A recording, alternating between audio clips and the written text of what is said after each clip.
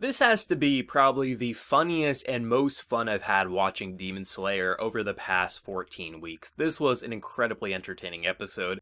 I wasn't really sure the direction they wanted to go with just the whole idea that, holy shit, one of our characters almost died, and here's going to be obviously a new companion for the crew. How is Tanjiro going to deal with this? And it was a very entertaining action sequence overall. I really appreciate the fact that it wasn't very similar to any action that we've seen up to this point. It was actually hand-to-hand combat. And seeing just the sheer speed, power, and momentum of Tanjiro breaking ribs to protect someone who he clearly is considering a friend and really close ally at this point in time, I thought it was just incredibly fun watching him be a badass but also being pissed off. But then seeing the reverse with Inosuke and just how he was able to he acted like an animal. It almost felt like you were fighting someone with four arms, and just the way he was on the ground fighting. Just the way they animated that, it felt so different from all the action we've seen up to this point, where it just felt as if, holy shit, we are watching an animal fight our main character, and how do you predict this? How do you deal with this when someone just wants to fight, and how is this going to evolve? I think the way they animated overall, it was just very fluid, and I love how you just kind of spun the camera around in such a way that it made us feel like we were in Tanjiro's position, and then at other points it felt like we were an animal looking up at this action wondering what the hell are we seeing. This character is very fun to me just because he is such an animal, but then when you remove his mask, it feels like his face doesn't match the rest of his body and his overall just behavior, because he seems like he's very muscular, very in-your-face, wants to fight, but he wears a boar mask. Why does he wear a boar mask? Well, it seems like maybe he's ashamed that his face doesn't give the terror that he wants to inflict on people. And that's a pretty interesting design choice, because not only can you have fun comedy with just the way his character design is just drawn and just kind of presented to the characters and the viewer, you can also have some interesting character just arcs with that conflicting feeling. Someone who obviously doesn't like to talk about feelings or kind of really think things through, and maybe where that will go with a cast such as this, because I consider this to be the dream team at this point in time. A great leader, very emotionally, really solid character overall, but then you have our nervous boy who is a badass when he's knocked out, but also is kind of a coward all at the same time,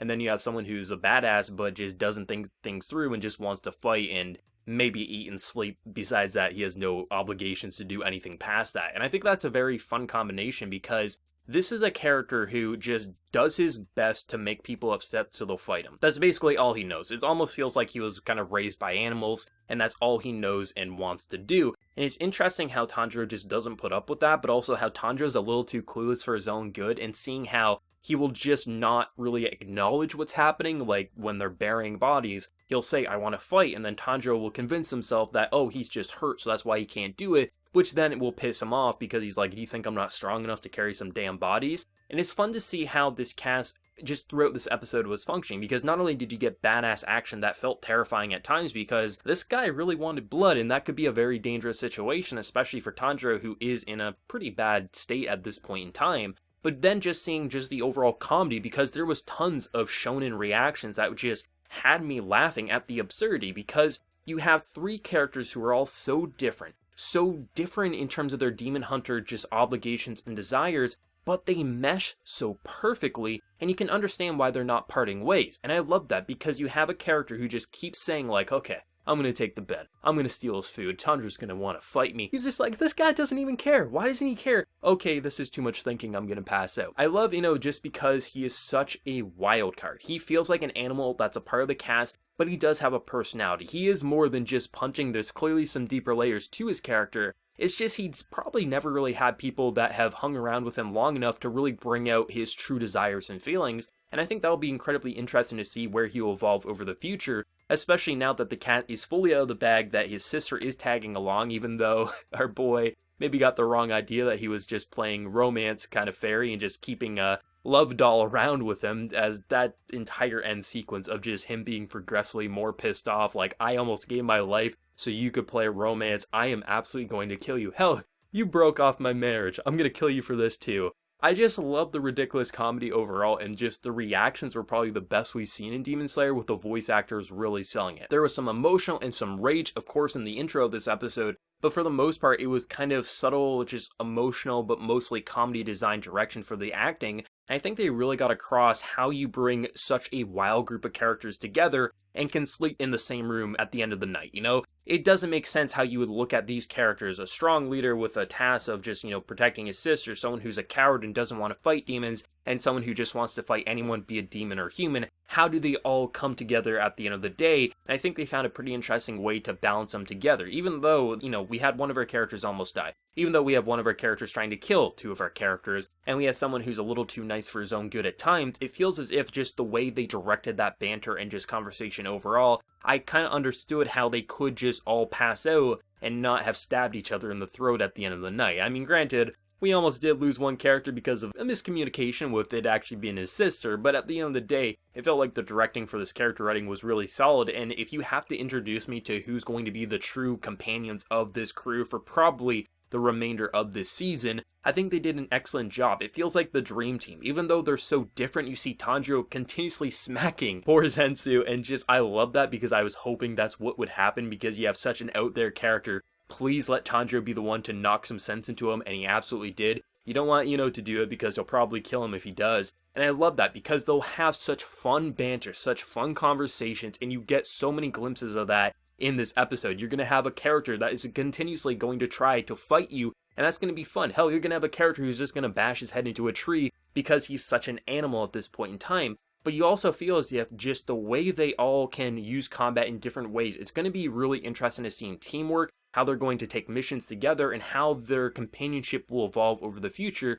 both the good and the bad, and I think that's going to be really exciting. Obviously, there's going to be a lot of comedy. We get a lot of glimpses for all the different pairings throughout this episode, and I think it's going to be fun overall. I think this episode was one of the most enjoyable Demon Slayer episodes because not only did it have amazing action that was just so different from everything that we've seen up to this point, the comedy was probably the best we've seen, but most importantly, the overall dynamics for this cast is so different than what we've seen up to this point. Sure, Tanjiro got one addition to his crew, but having two additions that are so polar opposite in how they can both aid his quest, but also penalize him just based on their individual quirk, kind of holding him down, either being too nervous for your own good, or just being a boorish idiot, it's going to be fun seeing how this will all play out. Demon Slayer is something that just continues to find new ways to take elements from other shonens and kind of implement it into its own show, but not feeling like it's parodying or just imitating another series. It feels as if when the comedy is present, it makes sense, it feels fun, and it matches the personalities at hand, and when characters are clueless like our boy Tanjiro, it's just kind of part of his charm, but it doesn't distract from the main character and objective at hand, and that's why I love Demon Slayer. This episode, I think, the most important thing it had to get right was how are you going to handle that battle, how is the resolution going to occur, and how are you going to implement a character who almost just killed one of our best boys, and how does that make sense for this arc? And I think they did an excellent job. The action made sense with the hand-to-hand combat, and just the natural progression to his character. You really understood Ino's character and how he is someone who just wants to fight. He doesn't really hold a grudge, he just wants to fight. That's who he is, because he seemingly was living alone in the wilderness for all this time, so maybe his only companions was animals and things like that. But now that he has someone like Tanjiro who's just not putting up with this shit, who can hold his own ground, so it's not like he can just keep punching him, because Tanjiro will punch back even though he says it's against the rules. Tanjiro's gonna break those rules if he needs to. And it's fun seeing how they naturally mesh the cast of characters who in theory shouldn't work, shouldn't function, shouldn't even be able to hold a conversation without one of them losing their heads, just because their personalities are so polar opposite across the globe. I think they did an excellent job. This was just holy shit. There's a couple of moments I just paused and I was like, this is funny.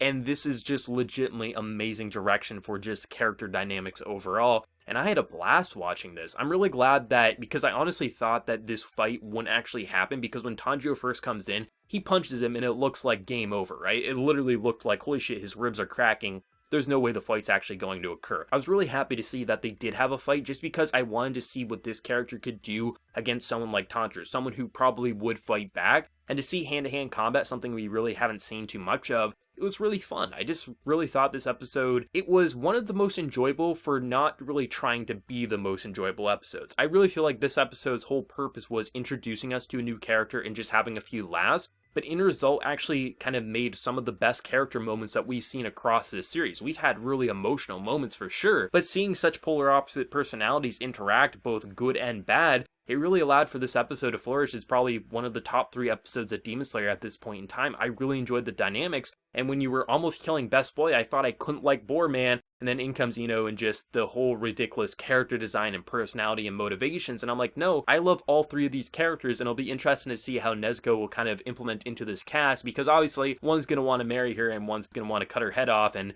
maybe she'll have to punch him around a little bit, but it'll be interesting to see where they want to go for sure. But this was a great episode of Demon Slayer. Really fun episode overall. Something I'm probably going to rewatch a little later just because it had so many fun laughs. But what did everyone think? For manga readers, anime originals, what did you think of the overall direction of the new cast of characters that we will be following? Did you love it? Do you hate your favorite moment? Let me know. And be sure to like the video if you did enjoy, and also hit that subscribe button if you haven't been new. So until next time, everyone, please take care and have a good one.